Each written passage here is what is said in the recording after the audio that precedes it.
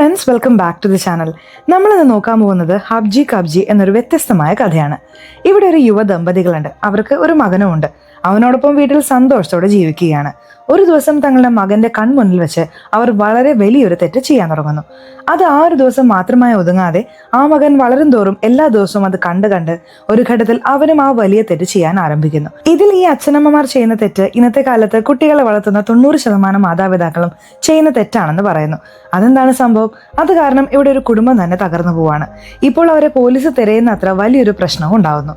ആ പ്രശ്നം എന്താണെന്നാണ് നമ്മൾ വളരെ ആകാംക്ഷഭരിതമായി കാണാൻ പോകുന്നത്. സിനിമയുടെ വിശദീകരണത്തിലേക്ക് കടക്കുന്നതിന് മുമ്പ് ചാനൽ ഇതൊരു സബ്സ്ക്രൈബ് ചെയ്യാതെയാണ് നിങ്ങൾ വീഡിയോ കാണുന്നതെങ്കിൽ ചാനൽ ഒന്ന് സബ്സ്ക്രൈബ് ചെയ്ത് തൊട്ടടുത്തുള്ള ബെല്ലൈക്കൺ ഒന്ന് അമർത്തിയാൽ ഞങ്ങൾ അപ്ലോഡ് ചെയ്യുന്ന പുതിയ വീഡിയോസ് നിങ്ങൾക്കരികിലേക്ക് ഉടൻ തന്നെ എത്തുന്നതായിരിക്കും. സോ നമുക്ക് അധികം വൈകാതെ തന്നെ സിനിമയിലേക്ക് കടക്കാം. സിനിമയുടെ തുടക്കത്തിൽ തന്നെ ടിപ്പു എന്ന പേരുള്ള ആ ആൺകുട്ടിയെ കാണിക്കുന്നു. അവൻ തന്റെ അച്ഛനമ്മമാരോടൊപ്പം ഒരു വെക്കേഷന് വന്നിരിക്കുകയാണ്. എന്നാൽ അവിടെയും അവന് സമാധാനമായി ഇരിക്കാൻ കഴിയുന്നില്ല. അവന് പലതരം ശബ്ദങ്ങൾ കേൾക്കുന്നത് പോലെയും അത് കാരണം അവൻ വളരെ അസ്വസ്ഥനാകുന്നത് പോലെയും ആരും അവനെ പിന്തുടരുന്നത് പോലെയും എല്ലാം തോന്നുന്നു. എന്ത് ചെയ്യണമെന്നറിയാതെ അവൻ അവിടെ തല കറങ്ങി വീഴാണ്. ഇപ്പോൾ കൽക്കട്ടയിലേക്ക് അവന്റെ അച്ഛനമ്മമാർ ഈ ചെറിയ കുട്ടിയായ ടിപ്പുവിനെയും കൊണ്ടുവന്ന് അവിടുത്തെ ഒരു ലോക്കൽ ഹോസ്പിറ്റലിൽ പ്രവേശിപ്പിക്കുന്നു. കുട്ടി അവിടെ അബോധാവസ്ഥയിലാണ്. അല്പം ഗൗരവമായതുകൊണ്ട് ഹോസ്പിറ്റലിൽ അഡ്മിറ്റ് ആക്കിയിരിക്കുകയാണ്. എന്തുതന്നെയായാലും 24 മണിക്കൂറിന് ശേഷം മാത്രമേ എന്തെങ്കിലും പറയാൻ കഴിയൂ. നിങ്ങളുടെ കുട്ടി ഈ അവസ്ഥയിൽ എത്തുന്നവരെ എന്തുകൊണ്ടാണ് ഡോക്ടറുടെ അടുത്ത് കൊണ്ടുവരാതിരുന്നത് എന്ന് പറഞ്ഞ് ഇപ്പോൾ ആ അച്ഛനമ്മമാരുടെ കയ്യിൽ നിന്നും ഒപ്പുവാങ്ങി വെക്കുന്നു. ഈ അച്ഛനമ്മമാരാണ് നമ്മുടെ സിനിമയിലെ നായകനും നായികയും. ഇപ്പോൾ ആ കുട്ടിയെ അവിടുത്തെ ഒരു ചീഫ് ഡോക്ടറും വന്ന് കാണുന്നുണ്ട്. ഇപ്പോൾ ആ ചീഫ് ഡോക്ടറെ ഈ മാതാപിതാക്കളെ വിളിച്ച് ഇപ്പോഴത്തെ കുട്ടികളെല്ലാം എപ്പോഴും ഗെയിംസ് കളിച്ചുകൊണ്ടിരിക്കുകയാണ്, പ്രത്യേകിച്ചും മൊബൈൽ ഫോണിൽ. അതുകൊണ്ട് അവർക്ക് ഒരുപാട് പ്രശ്നങ്ങൾ വരുന്നുണ്ട്. അതുപോലെ നിങ്ങളുടെ മകൻ മൊബൈൽ ഫോൺ അധികം ഉപയോഗിക്കുന്ന ആളാണോ എന്ന് ചോദിക്കുമ്പോൾ അച്ഛനും അമ്മയും അവിടെ പരസ്പരം സംശയത്തോടെ നോക്കുന്നു.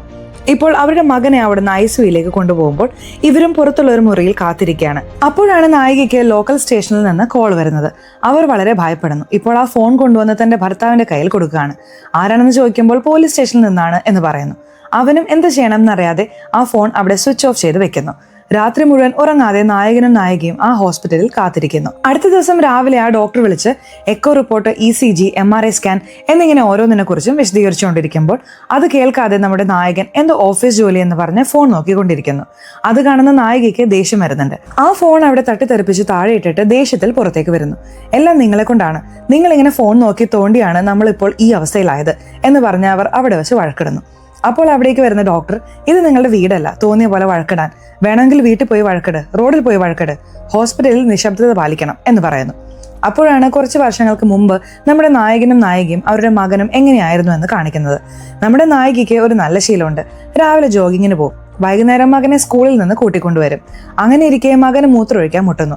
അവന്റെ പാൻസ് എല്ലാം ഊരി ബാത്റൂമിലേക്ക് അയച്ചിട്ട് ഇപ്പോഴും ഉറങ്ങിക്കിടന്ന ഭർത്താവിനെ എഴുന്നേൽപ്പിക്കുന്നു. ഇപ്പോൾ എഴുന്നേറ്റില്ലെങ്കിൽ നിന്റെ ഫോൺ എടുത്ത് ഇന്ന് നീ ഓഫീസിൽ വരില്ലെന്ന് ഞാൻ മെസ്സേജ് ചെയ്യും എന്ന് പറഞ്ഞ് ഭീഷണിപ്പെടുത്തുമ്പോൾ അത് പേടിച്ച ഭർത്താവും എഴുന്നേൽക്കുന്നു. ഇപ്പോൾ അച്ഛനും അമ്മയും ഓഫീസിൽ പോകുന്നത് കൊണ്ട് ഈ ചെറിയ മകനെ പകൽ നോക്കാൻ ഒരു വീട്ടിൽ ജോലിക്കാരിയെ നിർത്തിയിട്ടാണ് ഇവർ പോകുന്നത്. ജോലിക്കാരി ഭക്ഷണം പാകം ചെയ്ത് വെക്കും. അത് കഴിഞ്ഞ് ഫോൺ എടുത്ത് ആരോടെങ്കിലും സംസാരിക്കാൻ പോകും. ഈ കുട്ടിക്ക് വീട്ടിലിരുന്ന് വളരെ ബോറടിക്കും. അച്ഛനും അമ്മയും ജോലി കഴിഞ്ഞ് രാത്രി ഒരു 7-8 മണിക്ക് വീട്ടിൽ വരും. വീട്ടിൽ വന്ന ഉടനെ അവൻ ഒരു ബാറ്റ് എടുത്ത് ഒരു മൂലയിൽ നിൽക്കും. അച്ഛനോട് ബോൾ എന്ന് പറയും. എന്നാൽ അച്ഛൻ ക്ഷീണിതനായതുകൊണ്ട് ഒരു ബോൾ മാത്രം എറിഞ്ഞിട്ട് അദ്ദേഹത്തിന്റെ ഫോണുമായി ഒരു സ്ഥലത്ത് പോയിരിക്കും. ശരി, അമ്മയുടെ അടുത്ത് പോയി സംസാരിക്കാമെന്ന് വെച്ചാൽ അമ്മ വേറൊരു ഫോണുമായി മറ്റൊരു സ്ഥലത്തിരിക്കും.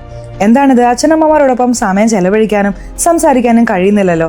ഒന്നുകിൽ ജോലിക്ക് പോകുന്നു, വീട്ടിലുണ്ടെങ്കിൽ ഫോൺ മാത്രം നോക്കുന്നു എന്ന് പറഞ്ഞ് അവന് തന്റെ അച്ഛനമ്മമാരെ വല്ലാതെ മിസ് ചെയ്യുന്നു. അവൻ കളിപ്പാട്ടങ്ങൾ വെച്ച് കളിക്കും, തല്ലിപ്പൊട്ടിച്ച് കളിക്കും, ആകെ ബോറടിക്കും. അച്ഛനും അമ്മയും ഭക്ഷണം കഴിക്കുന്ന സമയത്ത് പോലും ഫോൺ നോക്കിക്കൊണ്ടിരിക്കും. ഇതെല്ലാം ഈ കുട്ടി ടിപ്പുവിന് ഒരുതരം വിഷമം ഉണ്ടാക്കുന്നു. അങ്ങനെ ഇരിക്കെ ഒരു ദിവസം അമ്മ ജോലി കഴിഞ്ഞ് നേരത്തെ വന്നതുകൊണ്ട് എന്തോ വാങ്ങി വന്നിട്ടുണ്ട്. അത് കഴിച്ചുകൊണ്ടിരിക്കുകയാണ്. അപ്പോൾ അച്ഛൻ വരുന്ന ശബ്ദം കേട്ട് അവൻ വളരെ സന്തോഷിക്കുന്നു. ഉടനെ ഒരു ബാറ്റ് എടുത്ത് വന്ന് ബോൾ എടുത്തു കൊടുത്ത് അച്ഛൻ ബോൾ ചെയ്യൂ എന്ന് പറയുന്നു. അച്ഛൻ വളരെ ക്ഷീണിതനായതുകൊണ്ട് 2 ബോൾ മാത്രം എറിഞ്ഞിട്ട് ഇനി എന്നെ ബോൾ ചെയ്യാൻ പറഞ്ഞ് ശല്യപ്പെടുത്തരുത്, ഇതാ എന്റെ ഫോണിൽ ക്രിക്കറ്റ് ഗെയിം ഉണ്ട്, നിനക്ക് എപ്പോഴൊക്കെ കളിക്കാൻ തോന്നുന്നോ ഇതിൽ കളിച്ചോ, ഇനി നിനക്ക് ബോറടിക്കില്ല എന്ന് പറഞ്ഞ് അപ്പോഴാണ് തന്റെ മകന് അദ്ദേഹം ഫോൺ ഉപയോഗിക്കാൻ കൊടുക്കുന്നത്. അതിനുശേഷം നമ്മുടെ നായകനും നായികയും മകനും കൂടി അവരുടെ സുഹൃത്തിന്റെ പാർട്ടിക്ക് പോകുന്നു. ആ പാർട്ടിയിൽ പുരുഷന്മാരെല്ലാവരും ഒരിടത്ത് കൂടിയിരുന്ന് മദ്യപിക്കുന്നു. സ്ത്രീകളെല്ലാം മറ്റൊരിടത്ത് പരദൂഷണം പറയുന്നു. ഇപ്പോൾ അവിടെയുള്ള കുട്ടികളെല്ലാം കളിപ്പാട്ടങ്ങൾ വെച്ചോ ഓടിച്ചാടിയോ കളിക്കുമെന്ന് നിങ്ങൾ കരുതുന്നുണ്ടോ? ഇല്ല, കുട്ടികൾക്ക് ഇരിക്കാനായി ഒരു സോഫയുണ്ട്. അവിടെയും ഒരു ചെറിയ പെൺകുട്ടി ഇരുന്ന് ഗെയിം കളിക്കുകയാണ്. ഈ സമയത്തും നമ്മുടെ നായകന്റെ മകൻ ടിപ്പുവിന് ബോറടിക്കുന്നതുകൊണ്ട് നായകൻ ഫോൺ കൊണ്ടുവന്ന് ടിപ്പുവിന്റെ കയ്യിൽ കൊടുക്കുന്നു. ക്രിക്കറ്റ് കളിച്ച് ബോറടിച്ചില്ലേ? ഇതാ ഒരു പുതിയ ഗെയിം ഡൗൺലോഡ് ചെയ്തിട്ടുണ്ട്, ഈ ഗെയിം കളിച്ചിരിക്കെ. അച്ഛൻ പോയി ഫ്രണ്ട്സിനോടൊക്കെ സംസാരിച്ചിട്ട് വരാമെന്ന് പറഞ്ഞ് അവനെ ആ സോഫയിൽ ഇരുത്തിയിട്ട് ഈ നായകനും നായികയും വേറൊരിടത്ത് സമയം ചെലവഴിക്കുന്നു. ഇങ്ങനെയല്ലേ ഇപ്പോൾ പല കുടുംബങ്ങളിലും നടക്കുന്നത്? കുട്ടികൾ ശല്യം ചെയ്യരുത്, വാശി പിടിക്കരുത് എന്നെല്ലാം പറഞ്ഞ് ഫോൺ കാണിച്ച് ഭക്ഷണം കൊടുക്കുന്നതും ഫോണിൽ ഗെയിം കളിക്കാൻ വിടുന്നതും അതുപോലെ തന്നെയാണ് ഇവിടെയും ചെയ്യുന്നത്. ഇപ്പോൾ ഈ ചെറിയ കുട്ടി ടിപ്പു തന്റെ സ്കൂളിൽ വരുമ്പോൾ അവിടുത്തെ കൂട്ടുകാരോടും താൻ കളിച്ച ഗെയിമിനെ കുറിച്ച് സംസാരിക്കുന്നു. അവരും നീ COC കളിച്ചിട്ടില്ലേ, ഇപ്പോൾ അതാണ് ട്രെൻഡ്, അച്ഛന്റെ ഫോണിൽ ആ ഗെയിം ഡൗൺലോഡ് ചെയ്തോ എന്ന് പറയുന്നു. ഇപ്പോൾ രാത്രി വന്ന ഉടനെ അച്ഛനോട് ആ ഗെയിമിനെ കുറിച്ച് ചോദിക്കുമ്പോൾ അച്ഛനും അത് സ്നേഹത്തോടെ ഡൗൺലോഡ് ചെയ്ത് കൊടുക്കുന്നു. ഇപ്പോൾ മകനെ പ്രത്യേക മുറിയിലാണല്ലോ ഉറങ്ങാൻ കിടത്തുന്നത്. അവിടെ ഗെയിം കളിക്കാൻ വെച്ചിട്ട് ഭാര്യയോടൊപ്പം തനിച്ച് സമയം ചെലവഴിക്കാനും അദ്ദേഹത്തിന് ഇപ്പോൾ സൗകര്യമായി. അങ്ങനെയുള്ള മകനാണ് ഇപ്പോൾ ICUവിൽ കിടക്കുന്ന അവസ്ഥയിൽ വന്നത്. ഇപ്പോൾ ആ ചെറിയ കുട്ടിയുടെ ബ്രെയിൻ സ്കാൻ ചെയ്ത് നോക്കിയപ്പോൾ അത് അല്പം തകരാറുണ്ടെന്നും അവൻ വളരെ സ്ട്രെസ്ഡ് ആയിരുന്നുവെന്നും ഡോക്ടർ പറയുമ്പോൾ നായകനും നായികയും അവിടെ സംശയത്തോടെ നോക്കുന്നു. ഇപ്പോൾ മകൻ ഹോസ്പിറ്റലിലായിരിക്കുമ്പോൾ ഇരുവരും വീട്ടിൽ വന്ന് മകന്റെ അവസ്ഥയെക്കുറിച്ച് ഓർത്ത് വളരെ ഭയപ്പെടുന്നു. കട്ട് ചെയ്യുമ്പോൾ വീണ്ടും ഫ്ലാഷ് ബാക്ക് കാണിക്കുന്നു. 1 വർഷം മുമ്പുള്ള കഥയാണ് കാണിക്കുന്നത്. മകൻ കുറച്ചുകൂടി വളർന്നിട്ടുണ്ട്, ഒരു 6ാം ക്ലാസ്സിൽ പഠിക്കുന്നുണ്ട്. അന്ന് അവന്റെ ജന്മദിനമാണ്. ജന്മദിനത്തിന്റെ വീട്ടിലേക്ക് അവന്റെ കൂട്ടുകാരെ എല്ലാവരും വിളിച്ച് അച്ഛനും അമ്മയും കേക്ക് മുറിക്കുന്നു. അപ്പോൾ അച്ഛൻ, മകനെ നീ 6ാം ക്ലാസ്സിലായി, അതുകൊണ്ട് നിനക്ക് ഞാനൊരു ഫോൺ വാങ്ങിത്തരാമെന്ന് പറഞ്ഞ് അവനൊരു ഫോൺ സമ്മാനമായി നൽകുന്നു. അതുവരെ അച്ഛന്റെ ഫോണിൽ മാത്രം ഗെയിം കളിച്ചിരുന്ന ടിപ്പുവിന് ഇപ്പോൾ സ്വന്തമായി ഫോൺ കിട്ടിയല്ലോ എന്ന് പറഞ്ഞ് വലിയ സന്തോഷം. എനിക്കൊക്കെ വീട്ടിൽ കോളേജിൽ പഠിക്കുമ്പോഴാണ് ഫോൺ വാങ്ങി തന്നത്. എന്നാൽ ഇപ്പോഴത്തെ കുട്ടികൾക്ക് കണ്ടില്ലേ ഏത് പ്രായത്തിലാണ് ഫോൺ കിട്ടുന്നതെന്ന്? കഥ കേൾക്കുന്ന നിങ്ങൾക്ക് എപ്പോഴാണ് ഫോൺ കിട്ടിയതെന്ന് കമന്റിൽ പറയും. ഇപ്പോൾ ആ പുതിയ ഫോണിൽ നമ്മുടെ ടിപ്പു ആദ്യം കളിക്കാൻ തുടങ്ങിയ ഗെയിം എന്താണെന്ന് അറിയാമോ? PUBG. അങ്ങനെ രാത്രി അവൻ പ്രത്യേക മുറിയിലാണല്ലോ കിടക്കുന്നത്. ആ മുറിയിൽ ഇരുന്ന് PUBG കളിക്കാൻ തുടങ്ങുന്നു.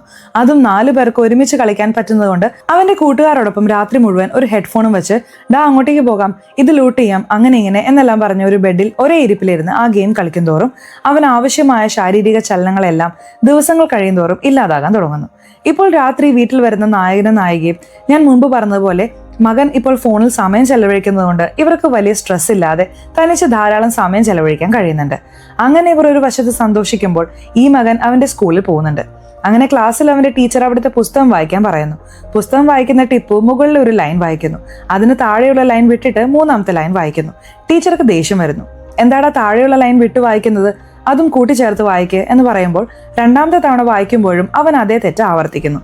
എന്താടാ ഇത്, പറഞ്ഞു കൊടുത്തിട്ടും അതേ തെറ്റ് ചെയ്യുന്നു, ഒരു പക്ഷേ നിന്റെ കണ്ണിന് എന്തെങ്കിലും കുഴപ്പമുണ്ടാവും, പോയി ഡോക്ടറെ കാണിക്കുക എന്ന് പറയുന്നു. ഇപ്പോൾ ഈ ചെറിയ കുട്ടിയുടെ കാഴ്ചശക്തിയും പരിശോധിക്കുന്നു. എന്നാൽ അവിടെ അവന്റെ കണ്ണിന് ഒരു പ്രശ്നവുമില്ല. എന്നാൽ ആ ഡോക്ടർ നിങ്ങളുടെ മകൻ മൊബൈൽ ഫോൺ അധികം ഉപയോഗിക്കുമോ, അവന്റെ മൊബൈൽ സ്ക്രീൻ ടൈം എത്രയാണ് എന്ന് ചോദിക്കുമ്പോൾ ആ അമ്മ 6 മണിക്കൂർ എന്ന് പറയുന്നു. ഇത്രയൊന്നും ഉപയോഗിക്കാൻ പാടില്ല, അവൻ മൊബൈൽ ഫോൺ നോക്കുന്നത് കുറയ്ക്കാൻ പറയും എന്ന് ഡോക്ടർ ഉപദേശിക്കുന്നു. എന്നാൽ ഇത് ആ മകനും കാര്യമായിട്ട് എടുക്കുന്നില്ല, അവന്റെ അമ്മയും കാര്യമായിട്ട് എടുക്കുന്നില്ല. ഇപ്പോൾ ഡോക്ടറെ കണ്ട് വീട്ടിലേക്ക് വരുന്ന വഴിയിൽ പോലും ആ കുട്ടിക്ക് പുതുതായി വാങ്ങി നൽകിയ ഫോണിൽ ഗെയിം കളിച്ചുകൊണ്ടാണ് വരുന്നത്. അപ്പോൾ അറിയാതെ എതിരെ വരുന്ന ഒരാളുടെ മേലിടിക്കുന്നു. അത് കാണുന്ന നായിക അല്പം ദേഷ്യപ്പെട്ട് ആ ഫോൺ പിടിച്ചു വാങ്ങുന്നു. അതുവരെ അച്ഛനമ്മമാരെ കണ്ട് ഭയപ്പെട്ടിരുന്ന, അച്ഛനമ്മമാരെ അനുസരിച്ചിരുന്ന മകൻ എന്തിനാ അമ്മ എന്റെ ഫോൺ പിടിച്ചു വാങ്ങുന്നത്, നിങ്ങൾക്ക് വിവരമില്ലേ എന്ന് പറഞ്ഞ് ആ റോഡിൽ കിടന്ന് ബഹളം വയ്ക്കുന്നു. അപ്പോഴാണ് ആദ്യമായി തന്റെ മകൻ ബഹുമാനമില്ലാതെ സംസാരിക്കുന്നത് ആ അമ്മ ശ്രദ്ധിക്കുന്നത്. ഈ വിവരം ഭർത്താവിനോടും വീട്ടിൽ വരുമ്പോൾ പറയുന്നുണ്ട്. ഞാൻ ടിപ്പുവിനോട് ചോദിക്കാമെന്ന് പറഞ്ഞ് ഇപ്പോൾ നായകൻ റൂമിലേക്ക് വരുന്നു. ടിപ്പു, എന്താണ് എപ്പോഴും ഫോണിൽ തന്നെ ഇരിക്കുന്നത്, ഡോക്ടർ ഫോൺ നോക്കുന്നത് കുറയ്ക്കാൻ പറഞ്ഞില്ലേ, നിന്നോട് സംസാരിക്കുമ്പോഴും ഫോണിലിരുന്ന് ഗെയിം കളിക്കുകയാണോ, ആ ഫോണിങ് താട എന്ന് പറഞ്ഞ് ആ ഫോൺ മകന്റെ കയ്യിൽ നിന്ന് പിടിച്ചു വാങ്ങുന്നു. അവന് വല്ലാത്ത ദേഷ്യം വരുന്നുണ്ട്. ഹോംവർക്ക് എല്ലാം ചെയ്ത് കഴിഞ്ഞോ, പോയി ഹോംവർക്ക് ചെയ്യുക, ഇനി ഒരു തവണ കൂടി ഫോൺ നോക്കിയാൽ അപ്പോൾ കാണാമെന്ന് പറഞ്ഞ് ആ ഫോൺ ഇനി നിനക്കില്ല എന്ന രീതിയിൽ നായകന് ദേഷ്യം വന്ന് പുറത്തേക്ക് കൊണ്ടുപോകുന്നു. അപ്പോൾ മകന്റെ മുറിയിൽ നിന്ന് എന്തോ ഒരു ശബ്ദം കേൾക്കുന്നു. എന്താണെന്ന് നോക്കുമ്പോൾ അവിടെ ഒരു ബേസ്ബോൾ ബാറ്റ് പോലെ ഒന്നിരിക്കുന്നു. ആ ബാറ്റ് വെച്ച് ആ ചെറിയ കുട്ടി അവന്റെ തലയിൽ തന്നെ അടിക്കുന്നു. ഡേ എന്താടാ ഇങ്ങനെ ചെയ്യുന്നത് എന്ന് ചോദിക്കുമ്പോൾ മര്യാദക്ക് എന്റെ ഫോൺ ഇല്ലാതെ എനിക്ക് ഇരിക്കാൻ പറ്റില്ല, എനിക്ക് ഫോൺ വേണം എന്ന് പറഞ്ഞ് ചോദിക്കുന്നു. ഈ അച്ഛനും അമ്മയും ഞെട്ടിപ്പോവാണ്. എന്താ നമ്മുടെ മകൻ ഇങ്ങനെ വാശി പിടിക്കുന്നത് എന്ന് അവർ ചിന്തിക്കുന്നുണ്ട്. കട്ട് ചെയ്യുമ്പോൾ ഇപ്പോൾ രാത്രി അവൻ ആ ഫോണിൽ PUBG കളിക്കുന്നതായി കാണിക്കുന്നു. ഈ ചെറിയ കുട്ടികൾ ഒരു ഗെയിം കളിക്കുമ്പോൾ എങ്ങനെയായിരിക്കും എന്നതും ഇവിടെ ദൃശ്യവൽക്കരിക്കുന്നു. അതായത് അവർ ഒരു ഗെയിം കളിക്കുമ്പോൾ ആ ഗെയിമിനുള്ളിൽ തന്നെ ഇറങ്ങിപ്പോകുന്നത് പോലെ അവർക്ക് തോന്നുമത്രേ. പ്രത്യേകിച്ചും ഇങ്ങനെയുള്ള തോന്നലുകൾ ഫോൺ അധികമായി ഉപയോഗിച്ച് എപ്പോഴും ഫോണിൽ ഗെയിം കളിച്ചുകൊണ്ടിരിക്കുന്ന കുട്ടികൾക്കാണ് വരുന്നത്. അതുപോലെയാണ് ഇവിടെ നമ്മുടെ ടിപ്പുവിനും വരുന്നതായി കാണിക്കുന്നത്. അവൻ കളിക്കുന്ന ഗെയിമിലെ വില്ലനായി ആരെയാണ് സങ്കല്പിക്കുന്നതെന്ന് അറിയാമോ? അവന്റെ അച്ഛനെ. അങ്ങനെ രാത്രി മുഴുവൻ ഗെയിം കളിച്ചിട്ട് പകൽ തന്റെ സ്കൂളിൽ വന്ന് ഉറങ്ങും. അപ്പോഴാണ് ന്യൂസ് ചാനലിൽ ഒരു വാർത്ത വരുന്നത്. അത് നമ്മുടെ നായകനും നായികയും ശ്രദ്ധിക്കുന്നുണ്ട്. അതായത് ഒരു കുട്ടി ഗെയിം കളിച്ച് അതേ ചിന്തയിൽ വീട്ടിലുണ്ടായിരുന്ന ഒരു തോക്കെടുത്ത് സ്കൂളിൽ കൊണ്ടുവന്ന് കണ്ടമാനം വെടിവെക്കാൻ തുടങ്ങിയിരിക്കുന്നു. അതുകൊണ്ട് ഇന്നത്തെ തലമുറയിലെ അച്ഛനമ്മമാർ കുറച്ച് ശ്രദ്ധിക്കുക. കുട്ടികൾക്ക് ഫോൺ കൊടുക്കാതെ പേന കൊടുക്കൂ എന്ന് പറയുന്ന വാർത്ത കേട്ടതിന് ശേഷം മകനെ കുറിച്ചുള്ള ഭയം നായകനും നായികയ്ക്കും വർദ്ധിക്കുന്നു. നായിക തന്റെ മകന്റെ പുസ്തകങ്ങൾ, അവൻ എഴുതുന്ന നോട്ട്സ് എന്നിവയെല്ലാം എടുത്ത് എല്ലാം ശരിയാണോ, ഹോംവർക്ക് എല്ലാം കൃത്യമായി ചെയ്തിട്ടുണ്ടോ എന്നെല്ലാം പരിശോധിക്കുമ്പോൾ ഈ ചെറിയ കുട്ടി ടിപ്പുവിന്റെ കൈയക്ഷരം ആകെ കോണലടിച്ച പോലെയാണ് പോകുന്നതെന്ന് ശ്രദ്ധിക്കുന്നു. എന്താ ഇവൻ ഇങ്ങനെ എഴുതുന്നത് എന്ന് ചിന്തിക്കുന്നു. സംസാരിച്ചുകൊണ്ടിരിക്കുമ്പോൾ പെട്ടെന്ന് ഫോൺ എടുത്ത് കളിക്കാൻ തുടങ്ങുന്നു. അതിൽ ഈ അച്ഛനമ്മമാർക്ക് വീണ്ടും ദേഷ്യം വരുന്നുണ്ട്. ഇപ്പോൾ മകൻ പല വിഷയങ്ങളിലും തോൽക്കാൻ തുടങ്ങുന്നു. തോൽക്കുന്ന കുട്ടികളെയെല്ലാം പ്രിൻസിപ്പൽ വിളിപ്പിച്ച് അവന്റെ കൈയക്ഷരം മെച്ചപ്പെടുത്താൻ പറയേ. 6 മാസം മുമ്പ് നിങ്ങളുടെ മകൻ എങ്ങനെയാണ് എഴുതിയിരിക്കുന്നതെന്ന് നോക്കൂ, ഇപ്പോൾ എങ്ങനെയാണ് എഴുതുന്നതെന്ന് നോക്കൂ എന്ന് പറഞ്ഞ് അവർ ആ വ്യത്യാസം കാണിക്കുന്നു.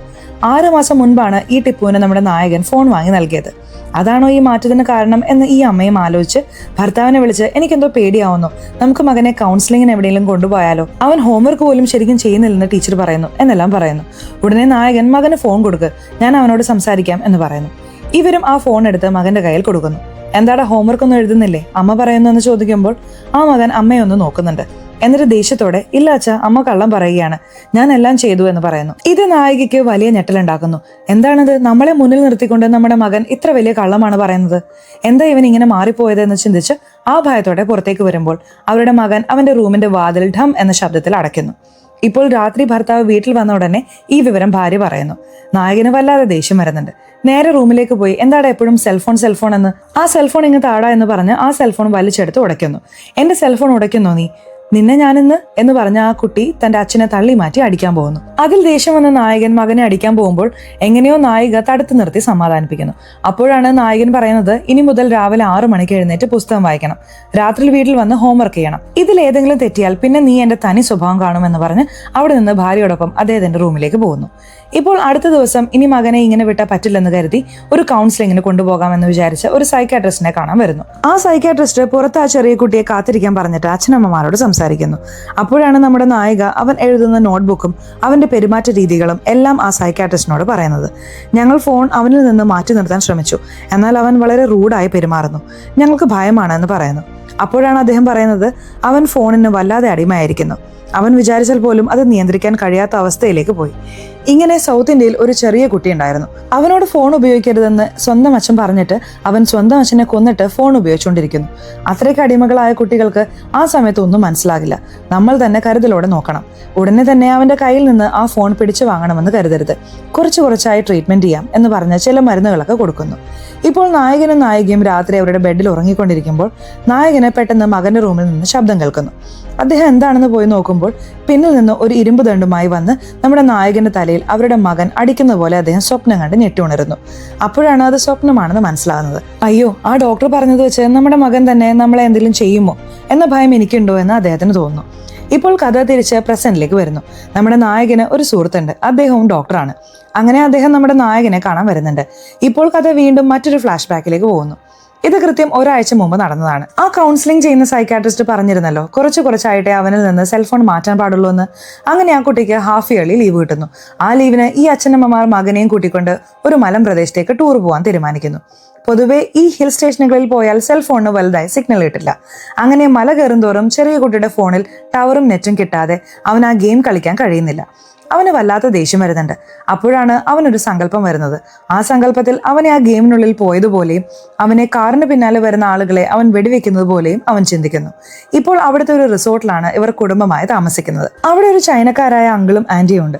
അവരും ഇവരെ വളരെ മനോഹരമായി സ്വാഗതം ചെയ്യുന്നു. റൂമിലേക്ക് ചെക്ക് ഇൻ ചെയ്യുന്നതിന് മുമ്പ് തന്നെ ആ ചെറിയ കുട്ടി വൈഫൈ ഇല്ലേ എന്ന് ചോദിക്കുന്നു.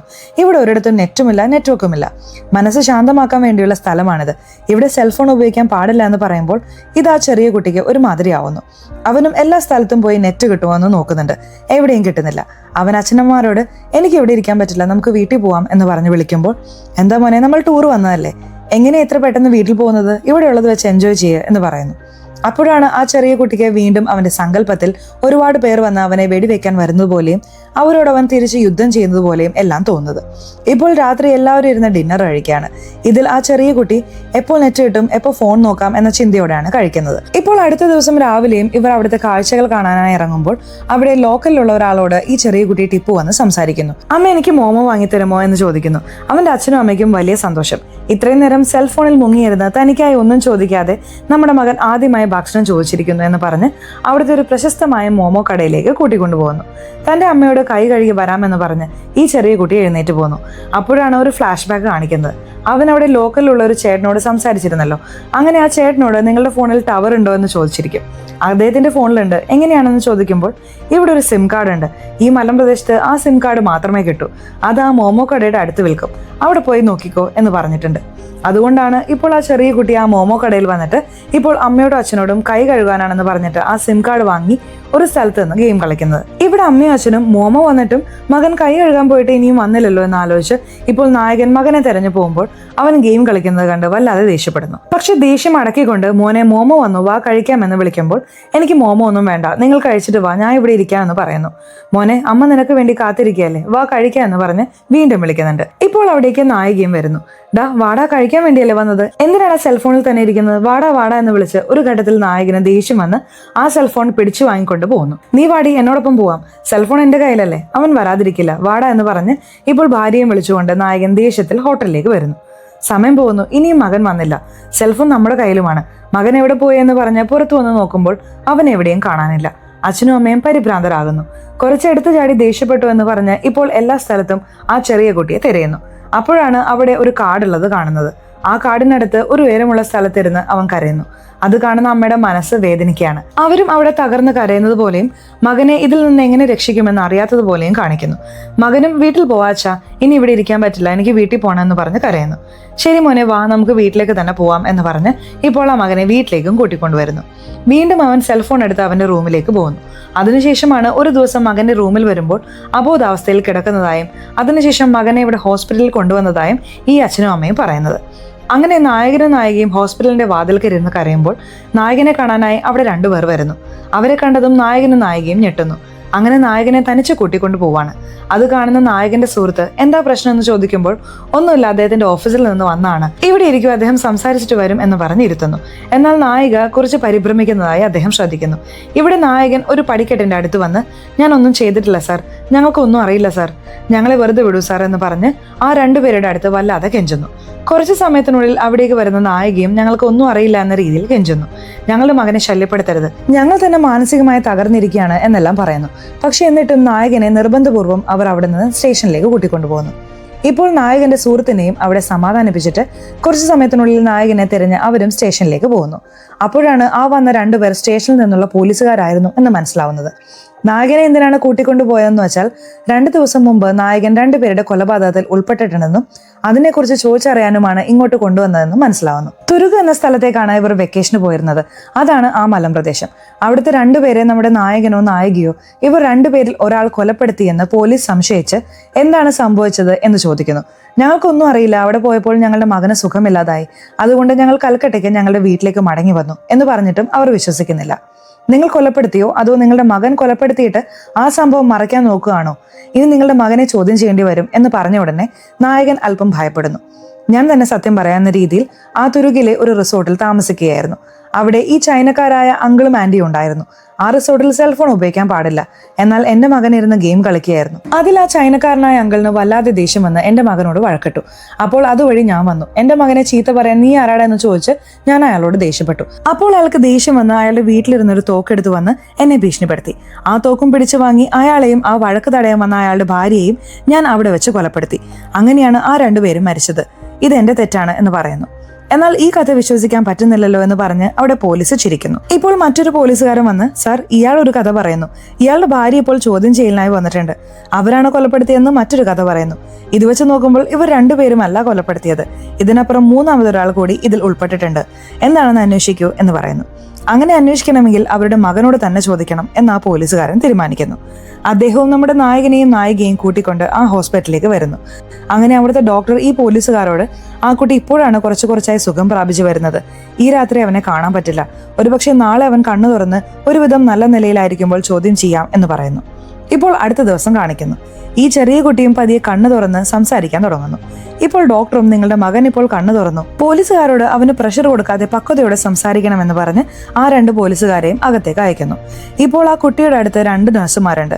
പോലീസുകാരും കുറച്ച് തനിച്ച് സംസാരിക്കണം, പുറത്തേക്ക് പോകൂ എന്ന് പറയുന്നു. എന്നാൽ ആ 2 നഴ്സുമാരും ഞങ്ങൾക്ക് പോകാൻ പറ്റില്ല, എന്ത് ചോദിക്കാനുണ്ടെങ്കിലും ഇങ്ങനെ തന്നെ ചോദിക്കൂ എന്ന് പറയുന്നു.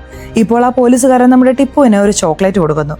എന്നാൽ നേഴ്സ് അത് കഴിക്കാൻ പാടില്ലെന്ന് പറഞ്ഞ് വാങ്ങി വെക്കുന്നു. മോനെ ടിപ്പു, സുഖമല്ലേ? നിനക്ക് സംസാരിക്കാൻ കഴിയുമല്ലോ. അന്ന് ആ റിസോർട്ടിൽ പോയില്ലേ, അവിടെ എന്താണ് നടന്നത്? അത് മാത്രം പറഞ്ഞാൽ ജോലി കഴിഞ്ഞു എന്ന് പറയുന്നു. അത് കേട്ടതും ആ ടിപ്പു വളരെ ഭയപ്പെടുന്നു. എനിക്ക് ആ റിസോർട്ടിൽ ഇരിക്കാനേ ഇഷ്ടമല്ലായിരുന്നു, എങ്ങനെ വീട്ടിൽ പോകുമെന്ന് മാത്രമായിരുന്നു മനസ്സിൽ. അപ്പോൾ എൻ്റെ അച്ഛൻ വേറെ എൻ്റെ കയ്യിലുണ്ടായിരുന്ന സെൽഫോൺ പിടിച്ചു വാങ്ങിച്ചതുകൊണ്ട് എനിക്ക് വളരെ പ്രഷറായി. അതിൽ എന്ത് ചെയ്യണമെന്ന് അറിയാതെ ആ റിസോർട്ടിൽ ചുറ്റിത്തിരിയുമ്പോൾ എനിക്ക് വീണ്ടും ആ ശബ്ദങ്ങൾ കേൾക്കാൻ തുടങ്ങി എന്നാ കഥ പറയുന്നു.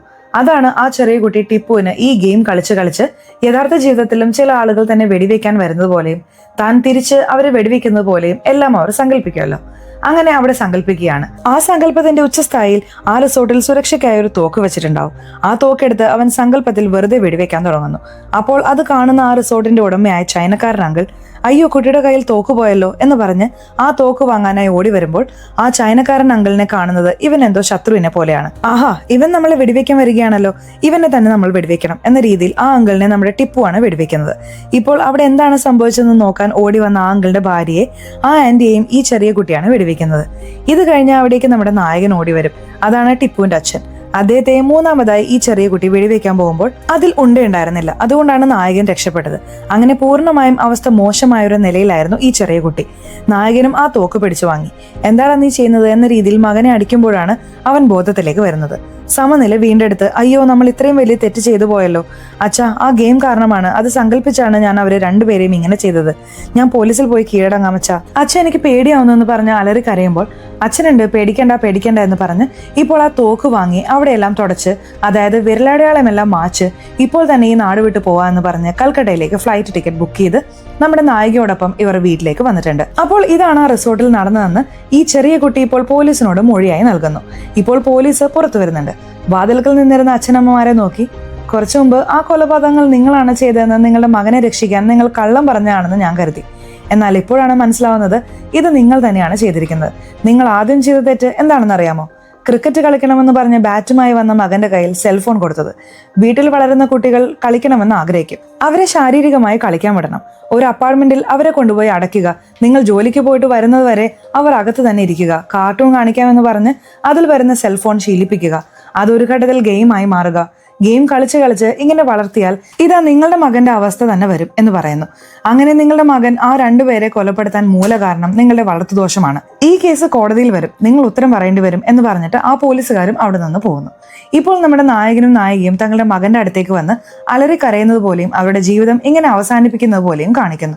എന്റെ അനുഭവത്തിൽ തന്നെ ഞാൻ കണ്ടിട്ടുണ്ട് പല കുട്ടികൾക്കും അവരുടെ അമ്മയും അച്ഛനും സെൽഫോൺ കാണിച്ച് ഭക്ഷണം കൊടുക്കുന്നത്. എന്തിന്, തിയേറ്ററിൽ കൊണ്ടുവന്നാൽ പോലും കുട്ടി കരയുന്നു എന്ന് പറഞ്ഞ് സെൽഫോൺ കൊടുത്തു വിടും. ഇതിന് ശേഷമെങ്കിലും നിങ്ങൾക്ക് മനസ്സിലാകുമെന്ന് കരുതുന്നു ഈ സെൽഫോൺ എത്ര വലിയ ആയുധമാണെന്ന്. അത് തെറ്റായി ഉപയോഗിച്ചാൽ ഒരു കുടുംബത്തിന്റെ അവസ്ഥ എന്താകുമെന്ന് ഈ സിനിമയിൽ ഒരു പാഠമായി കാണിച്ചിട്ടുണ്ട്. സിനിമ എങ്ങനെയുണ്ടായിരുന്നു? ഇഷ്ടപ്പെട്ടോ? സിനിമയെക്കുറിച്ചുള്ള നിങ്ങളുടെ അഭിപ്രായങ്ങൾ തീർച്ചയായിട്ടും കമന്റ് ബോക്സിൽ രേഖപ്പെടുത്തണേ. അതുപോലെ ചാനൽ ഇതുവരെ സബ്സ്ക്രൈബ് ചെയ്തിട്ടില്ലെങ്കിൽ ചാനൽ ഒന്ന് സബ്സ്ക്രൈബ് ചെയ്ത് വീഡിയോ ഇഷ്ടപ്പെട്ടാൽ ഒരു ലൈക്കും കൂടി തരാൻ മറക്കല്ലേ. സോ ഇനി അടുത്തൊരു വീഡിയോയിൽ കാണുന്നത് വരെ ബൈ.